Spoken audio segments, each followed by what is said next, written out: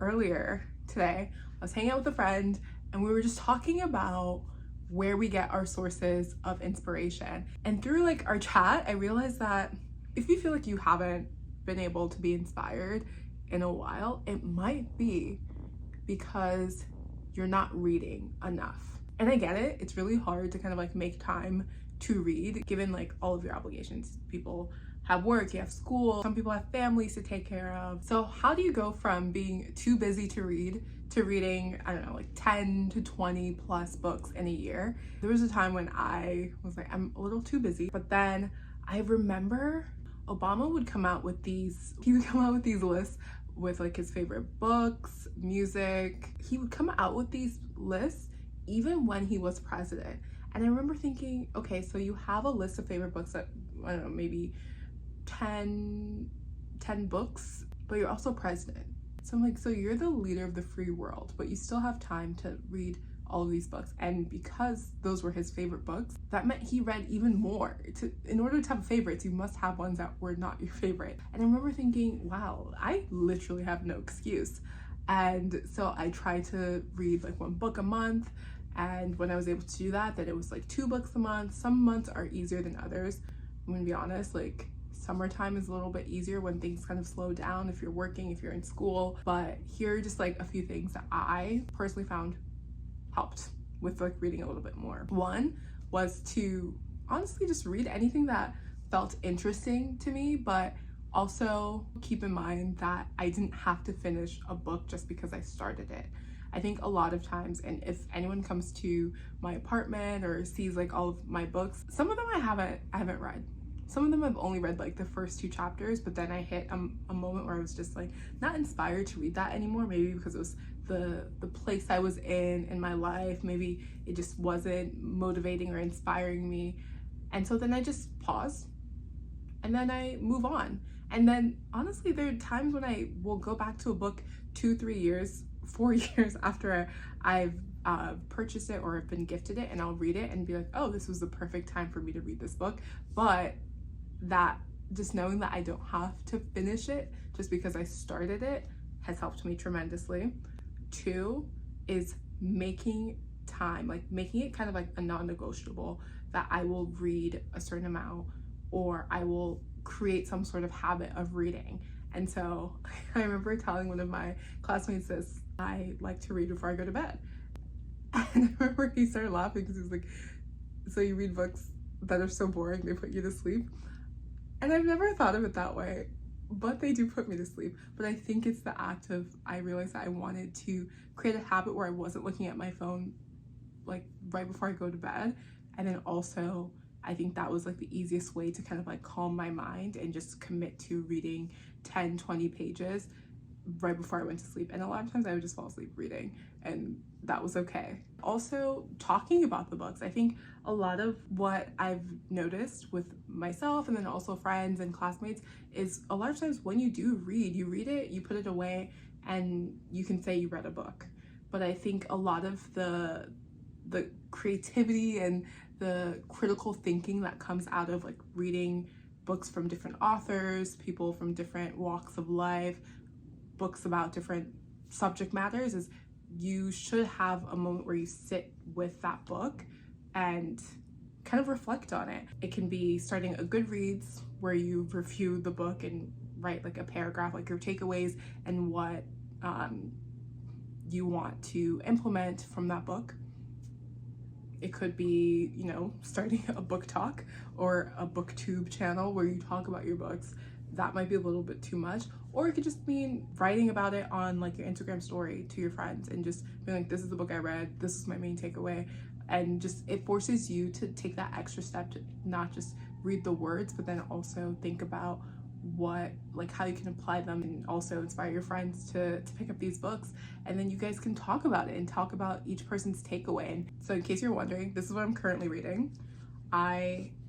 Speaking of having a book on your to be read list and finally getting around to it like 2-3 years later, I think I bought this book like 3 or 4 years ago, which is jhumpa lahiri's The Namesake. One of my old roommates when I lived in SF recommended this book to me, or not this book, a different book from Jhumpa Lahiri, And she talks a lot about kind of like the Indian immigrant, Indian American stories that I think actually have a lot of parallels to like the Nigerian immigrant story. And I honestly found a lot of her books just, I don't know, just beautiful stories, and it felt like stories about like my parents coming to the US. So not just me being an immigrant. I feel like I would get along with her. She learned Italian and then woke up one day and told her family, pack up your bags, we're moving to Italy. And then she decided to, I think she wrote a novel in Italian. And I think that's just very inspiring. Okay, and then this one was also a recommendation from one of my old coworkers at Instagram. And we were just chatting about like life, career moves, and then also just like the state of the tech world and how AI is kind of just like rewriting the rules of these tech companies and how people work. And she recommended this book called Co-Intelligence. I'm actually maybe a third of the way through, by Ethan Mollick. He is a Wharton professor. Never took a class from him. I don't know if he's taught MBAs when I was at Wharton, but this is about living and working with AI and why. I think it starts with talking about how like a lot of people are scared about how AI is going to change their businesses, but if you think about it as like co-intelligence rather than like replacement, then you can really discover like how generative AI can actually help you. I always forget that I have a Kindle and that there are books on the Kindle that I'm reading.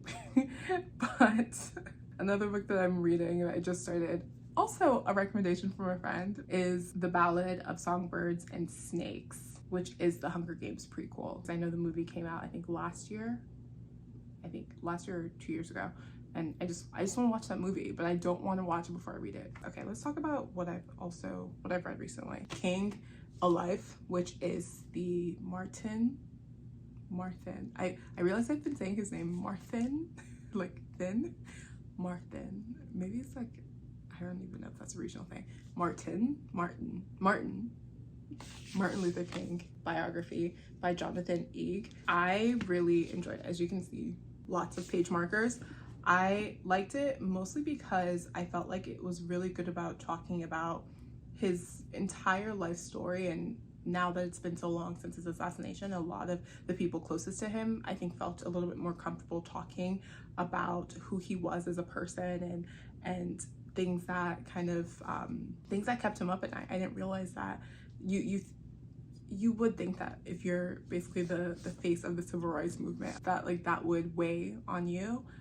I didn't realize how much it weighed on him. Like I think it goes into kind of like his mental health and just how the way we talk about mental health like in 2024 is not the way people talked about it in the 50s and the 60s. And so a lot of the things that he was going through, I think he didn't really have a lot of people to talk to. But that was only just one takeaway. But I also really appreciated how it really brought up the idea of separating the leader from the movement or the art from the artist. It didn't paint him in like the most beautiful light. Of course, a lot of the things that he did were quite revolutionary, but Eig also talks about how he was a person. He loved an affair. He had a little like some antiquated views on the role of women in leadership, and that was kind of disappointing. But 1950s, 60s Baptist world, like, of course, but it forces you to think through these lenses. I think this is the most recent book I've read, which is Selling Sexy, Victoria's Secret and the Unraveling of an American Icon. A must read for anyone who has ever been fascinated and disturbed by the rise of a company that promised women so much and sold us so little. I felt like it was a really good look at Victoria's Secret, but not just the company, but also how the company and the founder, it goes into how this company was really able to tell us, and by us I mean like young women, what sexy was. As times change and the idea of what sexy was changed, like they weren't able to change with it, which is why when Rihanna came out with like the Savage X Fenty line, they were shook for a bit, but then Skims came in to the point where I think Skims had so much money that they could have purchased Victoria's Secret. It's just a really good business book on like what happens when you are so influential and you mistake that influence as something that can never be taken away from you. And so what happens when the times change and you don't change with it? That's Victoria's Secret for you. But yes, this is like a very book heavy video, but I did want to talk about just some of the books I'm reading, things that are kind of like forcing me to think about business, leaders in a different way, and get back into just reading for fun too, because I do think when we're reading not to get something out of a book, that's when a lot of that true inspiration comes. So hope this was helpful. Let me know what you're reading in the comments, and if you have any recommendations for someone who's trying to read more fiction. Love you guys for watching. I'll see you in the next video. Bye.